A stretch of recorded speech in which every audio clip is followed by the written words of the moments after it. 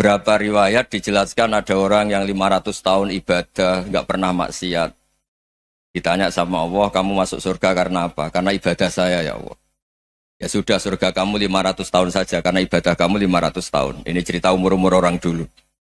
Ya Allah, katanya surga engkau ini selamanya. Ya kalau yang selamanya itu rahmatku, kalau amal kamu terbatas ya surganya sesuai amal kamu ya terbatas. Ya sudah ya Allah, berarti masuk saya surga saya ini karena fadl engkau, karena anugerah engkau. Itu namanya apa? Diroyah. Diroyah itu satu kajian analisis di mana kita percaya riwayat, tapi kemudian punya logika, punya diroyah. Ini penting supaya tauhid kita ini kuat. Jadi dulu ada orang yang sangat cerdas, namanya Jubair bin Mut'im. Dia saking cerdasnya, juga kaya, juga tokoh, dikirim sebagai delegasi pembebasan Asra Badrin, tawanan Badar. Kemudian pas datang ke Masjid Nabawi, Nabi delalah pas baca Wattur wa kitabim mastur. Sampai pada titik Nabi baca Am khuliqu min ghairi syai'in am humul khaliqun.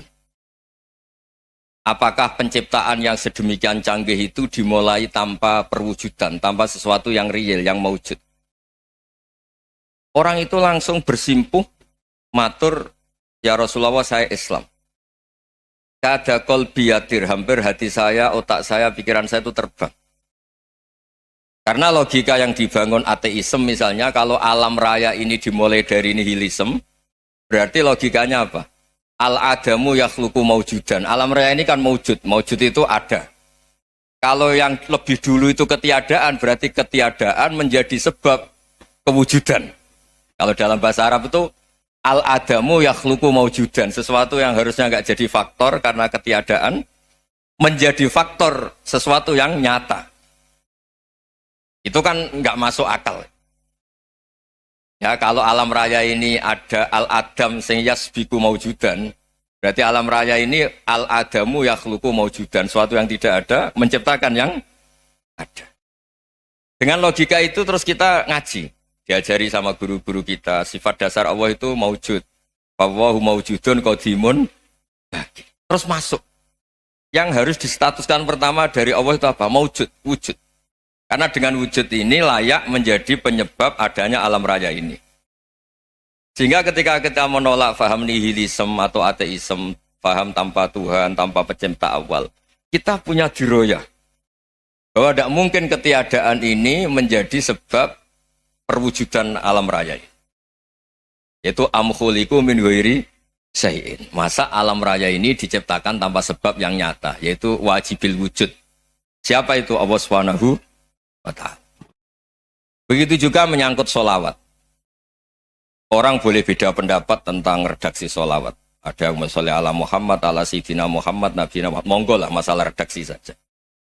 Tapi setelah dianalisis, Nabi itu Pak Rektor, jadi Nabi setelah Nabi Isa saking dihormatinya sampai dituhankan.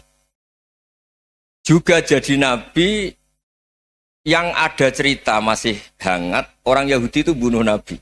Jadi yang satu mendudukkan Nabi sedemikian tinggi sampai kayak Tuhan, yang satu menjatuhkan Nabi sedemikian rendah sampai dibunuh. Kayak apa susahnya jadi Nabi Muhammad SAW.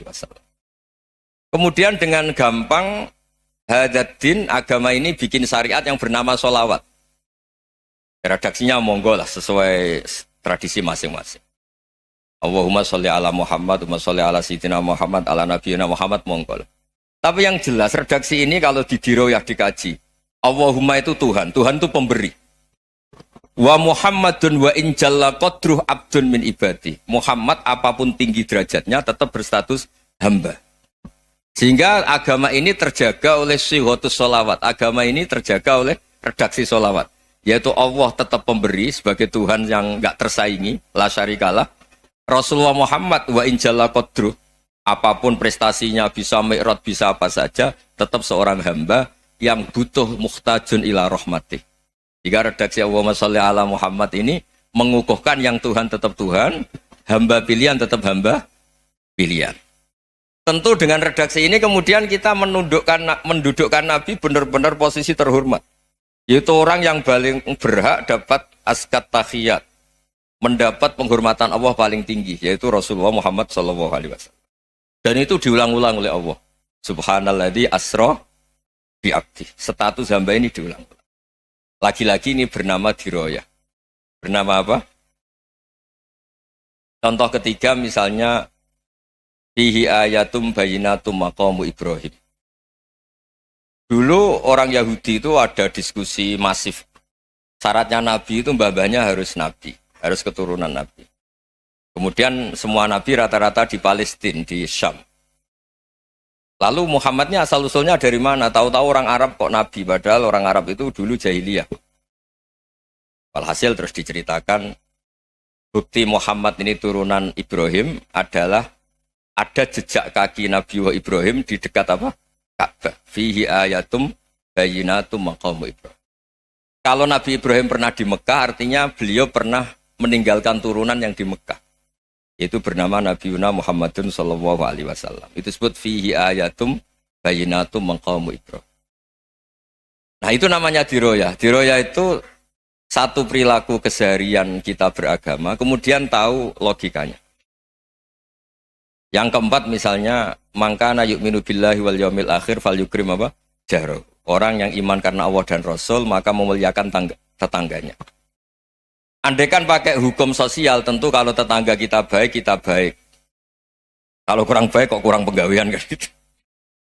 Tapi dulu itu pernah ada seorang ulama itu dibully ya, dikerjain sama anak muda tetangganya. Pak Kiai datang ke rumah saya, orang ini datang. Kemudian setelah di rumahnya, saya tidak jadi butuh sama Pak Kiai, silahkan pulang. Itu Kiainya senyum menikmati. Dan itu terulang 3 kali. Dibully seperti itu, dikerjain terulang 3 kali. Lalu tetap Kiainya tuh asik, seneng sekali. Lama-lama muda ini tanya, kenapa engkau tidak tersinggung? Padahal saya kerjain sampai 3 kali. Tak undang, terus tak suruh pulang, tak undang, tak suruh pulang. Kata Kiai tadi, yang memerintahkan baik sama tetangga itu Allah. Jadi saya nikmati ketika bisa baik sama Anda. Tidak ada urusannya dengan perilaku Anda yang menolak saya. Nah itu terus kita tahu, memang motifnya kita baik sama tetangga karena iman sama Allah dan Rasul, bukan hukum kompensasi sosial. Jadi kalau mau diteruskan Pak Rektor, saya ngajar di sini ya karena perintah Allah itu orang alim harus ngajar, bukan karena perintah Rektor.